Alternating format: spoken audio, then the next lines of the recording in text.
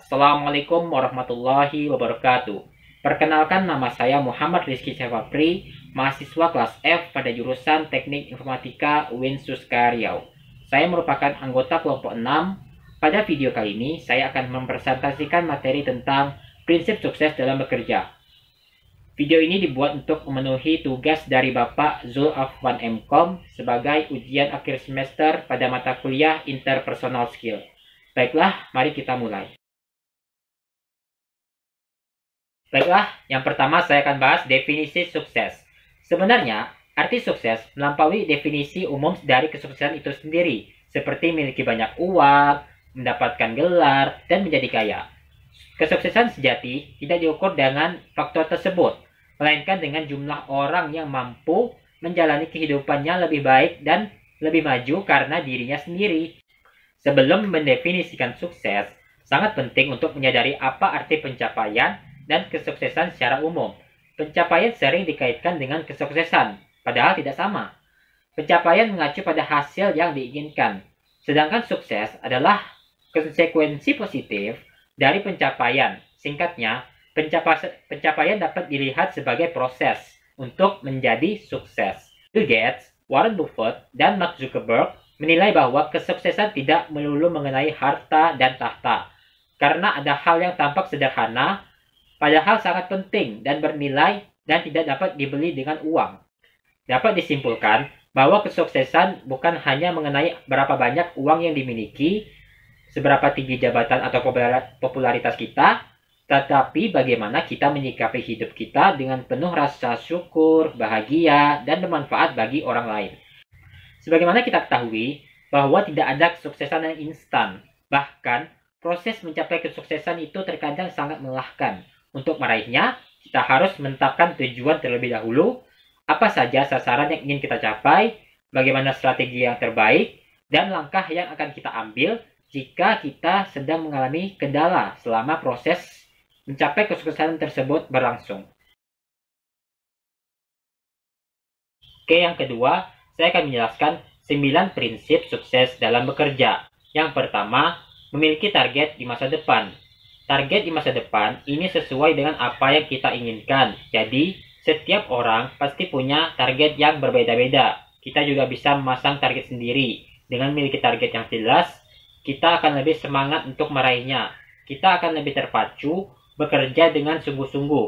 Untuk meraih target ini, pastikan kita tahu bagaimana cara untuk mencapainya. Lalu, lakukanlah secara konsisten dalam kurun waktu tertentu. Kita pasti akan mendapatkan apa yang kita inginkan. Oke, yang kedua adalah menerima kritikan dengan baik.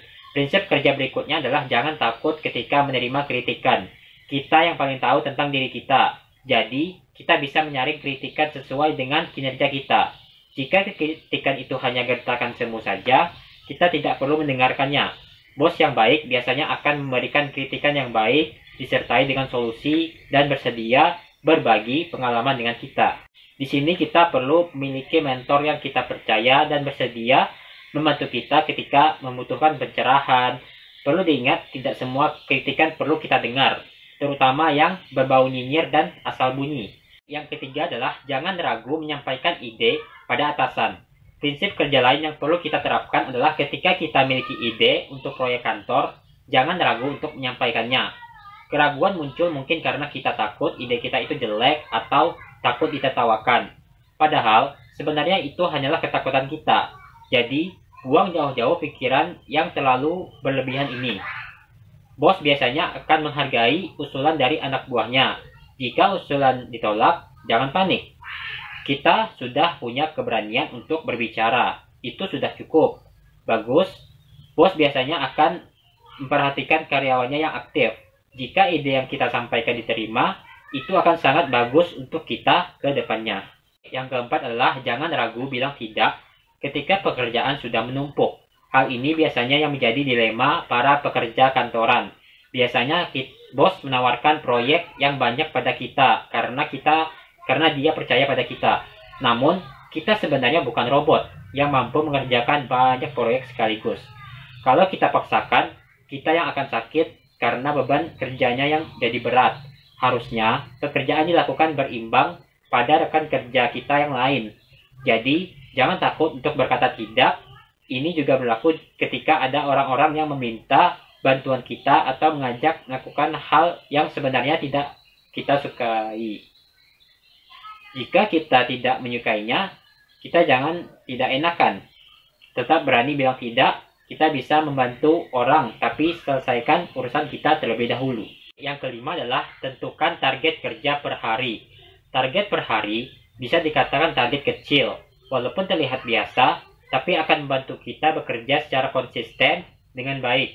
Kita pun tidak akan menunda-nunda pekerjaan jika menerapkan target harian dengan baik. Targetnya, tuliskan saja di memo atau buku catatan agar kita tidak melupakannya. Target kerja per hari ini bisa juga berhubungan dengan target masa depan yang lebih besar. Jika kita mencicilnya dari sekarang, akan lebih baik. Jangan lengah terhadap waktu kosong. Manfaatkanlah sebaik-baiknya untuk menyelesaikan target pekerjaan harian. Oke, yang keenam adalah membangun networking. Membangun networking yang baik akan bagus untuk karir kita. Networking itu tidak hanya teman, tapi bisa menjadi rekan kerja untuk mewujudkan kerjasama baru ke depannya. Kita bisa membangun networking dari orang-orang yang punya visi yang sama dengan kita. Ada juga yang berhasil membangun networking dari hal-hal yang disukai bersama-sama. Kesempatan untuk karir yang lebih tinggi bisa didapatkan melalui networking yang luas. Oke, yang ketujuh adalah belajar sesuatu yang baru. Tidak ada salahnya belajar sesuatu yang baru yang bisa membuat skill kita lebih meningkat. Misalnya, selama ini kita tidak terlalu memperhatikan keuangan kita. Kita bisa belajar bagaimana caranya mengatur uang dengan baik sehingga target finansial kita bisa tercapai. Atau kita bisa mempelajari hal yang berkaitan dengan posisi kita di kantor. Belajar bahasa baru juga sangat bagus mengingat saat ini dunia kerja semakin global. Kita tidak hanya memiliki rekan kerja dari orang Indonesia, tapi juga berasal dari luar negeri. Tentu saja, ini akan sangat bagus untuk memperluas networking hingga ke luar negeri. Yang kedelapan adalah jangan lupa istirahat yang cukup. Hal ini sering dianggap remeh, padahal sama pentingnya dengan bekerja. Setelah sibuk bekerja, kita harus beristirahat. Istirahat yang cukup akan sangat baik untuk kesehatan kita. Tidak perlu begadang apabila tidak ada pekerjaan yang mendesak. Ketika kelelahan kita sudah menumpuk, jangan memaksakan diri. Kita perlu beristirahat sampai tenaga kita kembali. Jika kita terus sehat, maka kita pun akan bisa bekerja seperti biasa tanpa harus khawatir jatuh sakit. Sakit itu akan merepotkan. Cara menjaga kesehatan dengan baik salah satunya adalah dengan istirahat yang cukup, yaitu tidur minimal 8 jam sehari. Oke, yang kesembilan adalah manfaatkan waktu cuti dengan baik. Setiap kantor atau tempat kerja biasanya menyediakan cuti untuk para karyawannya. Kita bisa saja menunggu waktu yang tepat untuk bisa cuti dalam waktu yang lama. Ikuti syarat dari kantor kapan kita bisa mengambil waktu cuti yang lama. Waktu cuti ini harus dimanfaatkan dengan baik. Kita harus mengisinya dengan liburan ke tempat yang sudah lama ingin kita kunjungi. Liburan seperti ini mampu mengembalikan pikiran kita lebih fresh, apalagi kita bekerja setiap hari. Kita berhak untuk mendapatkan reward atau penghargaan dari kerja keras kita selama ini. Yang ketiga, saya akan bahas mengenai membangun power dari diri sendiri untuk bisa dilibatkan atau dipercaya oleh orang lain. Ada 6 tips untuk mendapatkan kepercayaan dari orang lain. Yang pertama, hindari berdebat dengan orang lain. Setiap orang memiliki pandangan yang berbeda satu sama lainnya terhadap sesuatu. Tak sedikit dari kita yang memilih untuk berdebat dengan orang lain untuk membuktikan pandangannya adalah yang terbaik. Namun, ternyata melakukan hal ini hanyalah hal yang sia-sia. Alih-alih berdebat dan berargumen, kita bisa melakukan diskusi dan negosiasi agar menemukan titik tengah dari suatu permasalahan tersebut.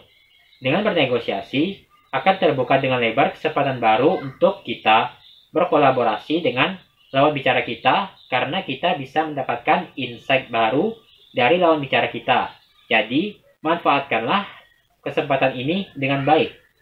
Oke, yang kedua adalah jangan pernah mudah menyalahkan orang lain. Manusia lebih mudah untuk menemukan kesalahan orang lain sebelum melihat dirinya sendiri terlebih dahulu. Ketika kita menemukan bahwa orang lain melakukan kesalahan, kita bisa mengajak mereka untuk berbincang dengan damai. Kita bisa memberikan pendapat dan menegurnya dengan baik mengenai kesalahannya. Jangan lupa, gunakanlah kepala yang dingin. Jangan sampai menggunakan ego kita dan malah membuat orang lain merasa tidak nyaman. Oke, yang ketiga adalah, jika kita berbuat salah, segera akui kesalahan kita. Setiap orang pasti pernah melakukan kesalahan. Ketika kita sadar bahwa kita telah berbuat salah, segera akui. Percayalah, orang lain akan cenderung memaafkan kita dan memberikan kita kesempatan jika kita mengakui kesalahan kita dengan jujur. Saat kita tidak mengakui akan kesalahan kita, orang lain bisa saja salah paham dengan kita dan justru berdampak negatif bagi kita juga. Ketika kita mengakui kesalahan kita dan minta maaf, kita telah berhasil mengalahkan opini negatif yang ada. Orang lain akan salut dengan keberanian kita untuk mengakui kesalahan kita. Tapi ingatlah, jangan sampai jatuh pada lubang yang sama, atau jangan sampai mengulangi kesalahan yang sama. Yang keempat adalah, bersikaplah ramah dengan semua orang. Saat berbicara dengan lawan bicara, sudah sepatutnya kita untuk menjaga ramah tamah. Kita tentunya akan cenderung setuju dengan orang lain yang sudah ramah dengan kita dibandingkan orang yang berbicara dengan kasar. Oleh karena itu, keramah tamahan terbukti menjadi pendekatan yang efektif saat membangun sebuah hubungan. Percayalah bahwa dampak dari sifat ramah tadi sangatlah besar. Mungkin tidak terlihat langsung, namun besar kemungkinan orang yang bertemu dengan kita akan mengajak kita berkolaborasi setelah melihat sifat ramah tamah kita. Yang kelima adalah sharing atau berbagi pengalaman dengan orang lain. Kita bisa membagikan cerita perjalanan hidup kita dengan beberapa orang yang bisa kita percaya. Dengan demikian, orang tersebut juga akan bersedia untuk membagikan kisah mereka dan mulai percaya dengan kita. Inilah yang disebut dengan membangun relasi dengan orang lain. Hal ini terbukti lebih efektif dalam membangun suatu hubungan, karena tanpa disadari, kesuksesan itu bergantung pada kedalaman hubungan antar personal. Semakin banyak teman dan rekan ataupun sahabat kita yang berbagi cerita perjalanan, maka semakin banyak hal yang bisa kita raih bersama, dan besar kemungkinan kita untuk bisa mendapatkan kepercayaan dari mereka. Yang keenam adalah, jangan lupa untuk jujur pada diri sendiri dan orang lain. Orang lain akan menaruh kepercayaan pada kita karena mereka melihat sifat kita yang jujur. Ketika kita berkata jujur, maka orang lain tidak akan ragu untuk percaya pada kita. Ketika kita sudah berjanji pada orang lain, tepatilah janji itu. Jika kita tidak bisa menepati janji, maka jangan pernah untuk membuat janji pada orang lain. Ketika kita sudah ketahuan berbohong dan mengingkari janji, reputasi yang kita bangun dengan susah payah bisa jadi hancur dalam sekejap, dan kepercayaan yang diberikan pada kita akan berkurang atau bahkan menghilang. Oleh karena itu, selalu ingat peribahasa, karena nila setitik rusak susu sebelanga, yang artinya hanya karena satu kesalahan dapat menyebabkan semuanya salah. Oke, itulah 6 tips untuk mendapatkan kepercayaan dari orang lain. Setelah mendapatkan kepercayaan, jangan pernah untuk mengkhianati atau mengingkari kepercayaan tersebut. Baiklah, yang keempat saya akan bahas mengenai pengetahuan tentang pentingnya komunikasi efektif dalam dunia kerja. Yang pertama, manfaat komunikasi efektif yang profesional untuk karir. Dengan memiliki kemampuan komunikasi efektif, maka kita akan mendapatkan berbagai keuntungan dalam karir. Seperti yang pertama, semakin dicari oleh perusahaan. Yang kedua, memudahkan promosi kerja. Yang ketiga, disukai oleh klien atau pelanggan. Yang keempat, semakin dihargai di lingkungan pekerjaan. Baiklah, selanjutnya manfaat komunikasi efektif dalam dunia kerja.